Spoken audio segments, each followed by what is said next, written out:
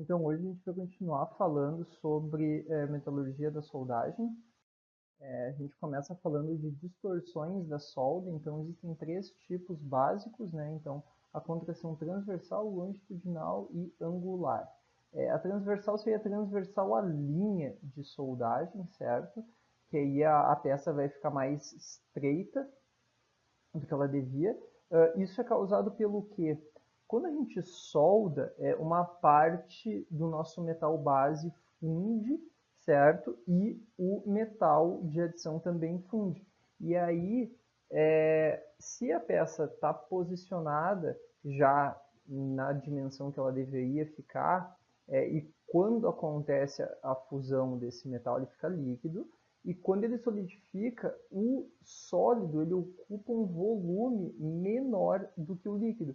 Então vai acontecer uma contração. Então essa peça vai diminuir de tamanho devido a essa contração da fase líquida para a fase sólida. E aí, dependendo da geometria da peça, essas contrações elas podem causar, enfim, efeitos diferentes, né? Então pode existir a contração transversal, longitudinal, podem acontecer outras distorções, como exemplificado aqui, que são o que nós chamamos de empenamento, tá? Aqui também acaba acontecendo se os nossos parâmetros de soldagem não estão muito bem ajustados, se o aporte de calor for muito pequeno, a chapa, se ela não estiver fixa, ela começa a fechar, certo? Aquele chanfro que começa a fechar.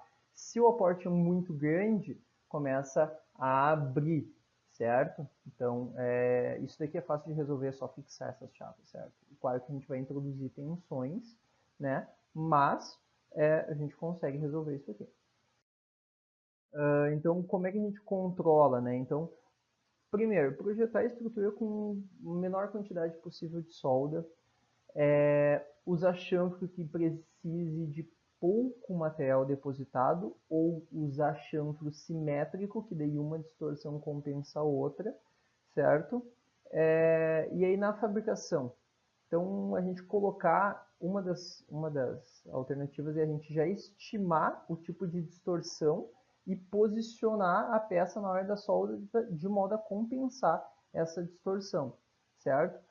Ou fixar, certo? O que acontece com o fixamento? Se a gente estiver soldando metais de alta resistência e baixa tenacidade, pode acontecer a gente vai introduzir tensões residuais muito grandes e eventualmente a gente vai causar um trincamento, certo? Então é uma maneira que a gente tem que tomar cuidado quando vai usar. Quando a gente vai soldar metais em geral, fixar as peças é uma boa alternativa.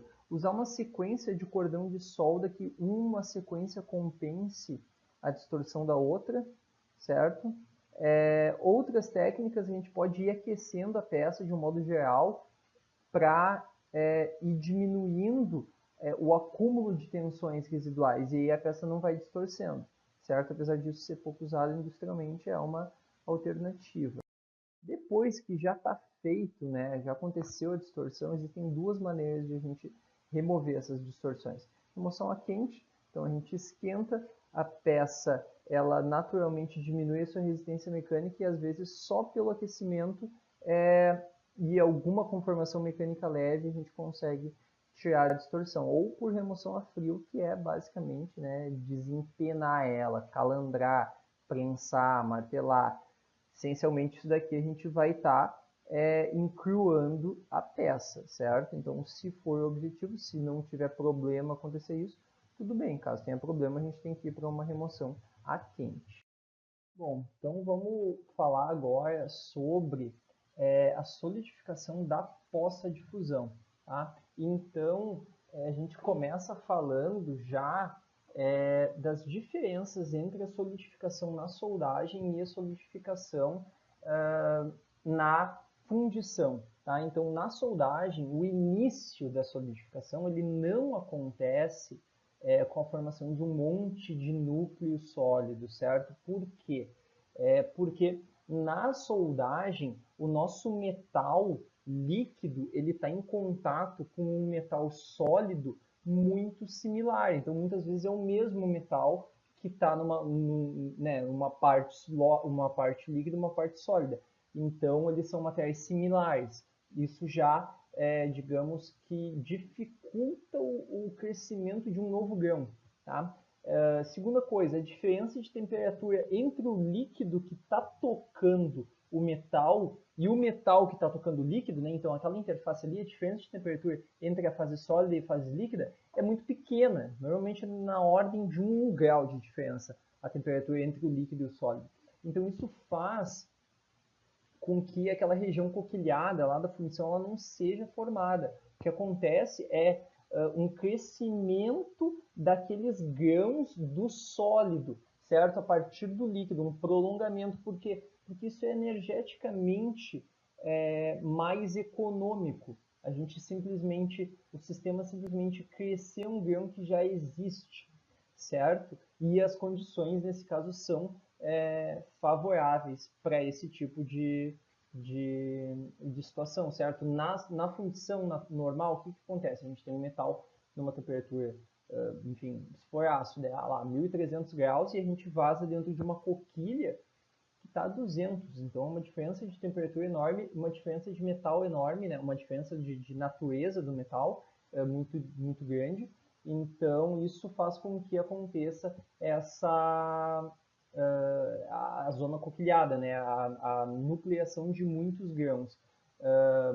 Outra coisa, na soldagem, a velocidade, a taxa, né, na verdade, de resfriamento, ela é muito maior do que na fundição, sempre. Tá? Outra coisa, os gradientes térmicos na soldagem são muito maiores do que na fundição. Isso, né, esses dois fatores, eles dificultam muito o aparecimento daquela zona equiaxial que existe lá na fundição. Então, lá na fundição, no finalzinho, né, da solidificação, a gente tem uma zona equiaxial, né? Então, isso raramente acontece na soldagem porque a solidificação ela acontece de forma muito rápida, tá? E aí a gente tem que já estabelecer aqui, né? Isso aqui é um desenho de uma poça de fusão e a gente tem algumas coisas importantes aqui. Então, o V aqui é a velocidade de soldagem, então é a velocidade de avanço do eletrodo. O R vai ser um vetor que vai indicar tanto a direção quanto a velocidade de solidificação, que claro que vai estar relacionado com a velocidade pelo cosseno desse ângulo, cosseno de θ. Então, o que acontece? A gente tem que, ó, aqui, né, se a gente, deixa eu até pegar uma caneta, caneta. Se a gente, o R bem aqui, ele vai estar nessa posição aqui. Então, ele vai estar fazendo 90 graus com a velocidade, certo? 90 graus, cosseno de 90 é zero. Então, aqui a velocidade de solidificação é zero. E aqui a gente tem, né, um ângulo, no caso, de 0 graus, né, ou, enfim, com a velocidade. Então, o cosseno aqui de 0 é 1, e aqui, então, a gente vai ter a maior taxa de solidificação. Então, repare, a taxa de solidificação, ela muda ao longo, né, enfim, da região da zona da poça de fusão, certo?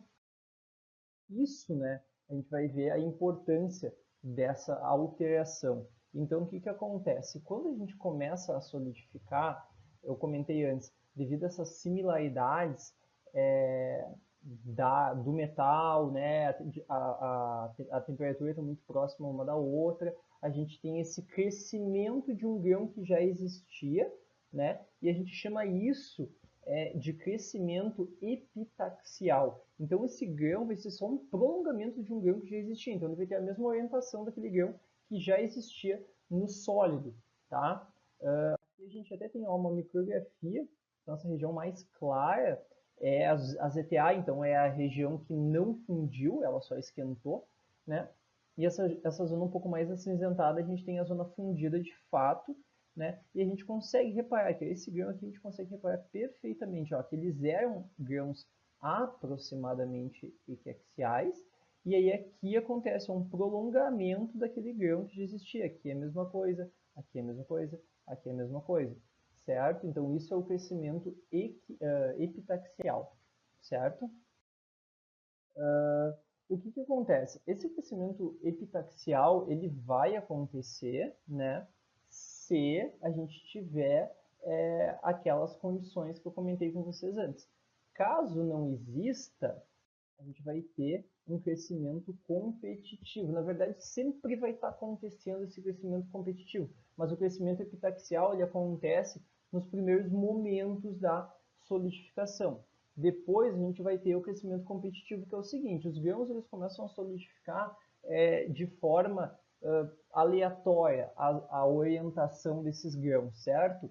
Só que os grãos que vão continuar crescendo são os grãos que estão no mesmo sentido da extração de calor. Então, se a extração de calor estiver para lá, certo? E o grão que estiver crescendo para lá, esse grão vai ser favorável, certo? O crescimento dele vai ser favorecido. Se eu tiver um grão crescendo numa diagonal e a extração de calor está nesse sentido, um grão melhor orientado vai continuar crescendo mais e esse cara aqui vai parar de crescer, certo? Então isso basicamente que é o crescimento competitivo, ele acontece em toda o processo de solidificação da soldagem.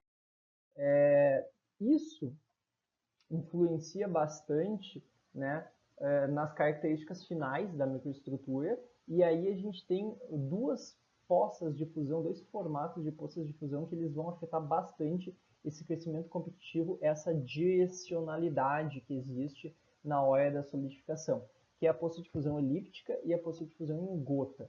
A poça de fusão elíptica, ela é característica de baixas velocidades, certo? E aí, nesse caso, a orientação da frente de solidificação ela vai mudando progressivamente conforme a soldagem vai acontecendo. Isso faz com que nenhum grão seja favorecido durante muito tempo para crescer, porque como a extração de calor vai mudando o ângulo dela, então cada hora vai ter um grão que vai estar melhor orientado, a gente vai ter uma distribuição um pouco mais homogênea desses grãos, certo? A poça-fusão em gota já é o contrário, já é a característica de altas velocidades de soldagem e a orientação da extração de calor ela não muda com o tempo, então é sempre a mesma. Isso facilita o crescimento, né, de grãos colunares. Então aqui a gente tem um exemplo, ó, elíptica e em gota. O que acontece? Quando acontece em gota, a orientação, né, da extração de calor sempre é a mesma, esse cara vai formando grãos colunares, ele vai expelindo todo o soluto, todas as impurezas vão sendo empurradas para frente da linha de solidificação e aí todas as impurezas elas vão se alojar no centro aqui, certo? E isso pode facilitar a formação de trincas, certo? Isso vai gerar um cordão de solda com uma composição química muito mais heterogênea, enquanto que na poça de fusão elíptica a gente tem a alteração dessas linhas, né, de solidificação, e isso faz a estrutura ser mais homogênea, então o material vai estar menos suscetível a esse tipo de defeito. Certo? Aqui a gente tem um exemplo, né, indicando como isso acontece numa poça de fusão elíptica, certo? Então, ó, a gente tem nesse ponto essa orientação favorável e nesse ponto esta orientação favorável. Num segundo momento, né, que seria aqui esse zoom que a gente dá, repara que a orientação ela já mudou um pouco, certo? Então, aqueles grãos eles já não vão continuar crescendo, vai ter um grão que vai estar melhor orientado, né, e ele vai crescer por cima daquele outro grão. Então, isso vai fazer com que a estrutura seja mais homogênea.